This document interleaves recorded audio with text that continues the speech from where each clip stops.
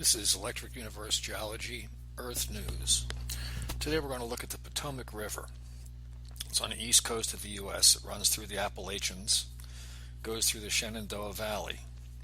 On the screen, this is the Potomac that goes east from here through Washington, D.C. George Washington threw a silver dollar across it. Probably not. This is the South Fork and the North. This is the North Branch of the Potomac, and this is the South Branch of the Potomac.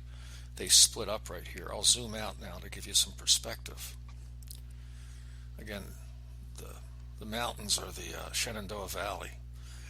And compared to the West Coast and the Rockies and the Sierra, these mountains are tiny. But I grew up here. I grew up in Philadelphia. We would drive west through Pennsylvania, and these were giant mountains, tunnels through the mountains. You couldn't get through them. They held up the migration to the west. Daniel Boone had to go south into Tennessee to get through to Kentucky. These were major obstacles. You couldn't get wagons through. The ridges prevented travel. And the ridges are almost always on the east side, as if that's leeward, windwards to the west, as if the winds were coming west to east. Anyway, we'll zoom out a little more perspective, and then zoom back in again.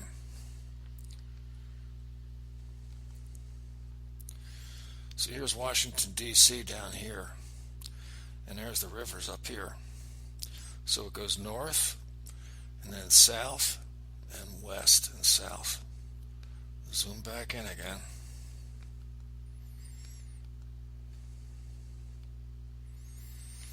Now you see, I can't see why these rivers would run through mountains. 2,000 feet of mountain. Most of it is sediment. Geologists think that this area was granitic mountains originally, much like the West, and then it got sloshed. A wave came over it from the Atlantic and deposited sediment above it. I have an article about Pennsylvania rocks that I'll put a link to underneath of this that shows the different distribution of different types of rocks through Pennsylvania. It's metamorphic in Philadelphia. As you go west, you get a little bit of volcanism, which is probably electrical. And then as you go west from there, it's all sediment, as if a giant wave of ocean came by, coating everything with sediment. You get down to Georgia, and then you have granitic mountains that you can actually see the granite. But most of what you see on the East Coast is sediment. Again, there'll be a link. So, now you got this river.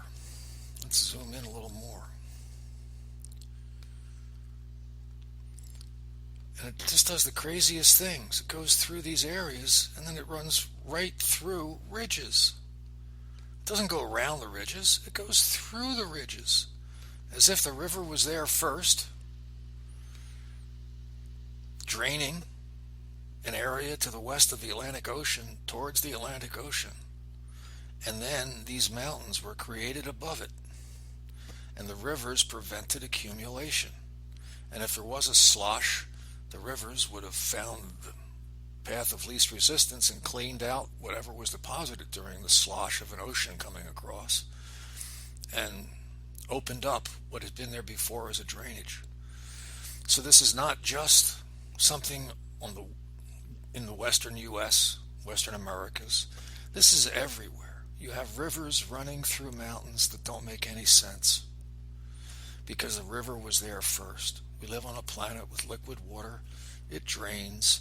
It does something while these catastrophes are taking place. Thank you. By the way, I'm looking for someone to share my work with. From what I can tell, I'm not eternal. And I've done a lot of work, and I'd like it to continue. So if anybody wants to take this up as their life's purpose, I'd really like to share what I'm doing. It should be someone who's fairly loquacious, so they can go and speak on these issues. This is something I want to continue. So please contact me.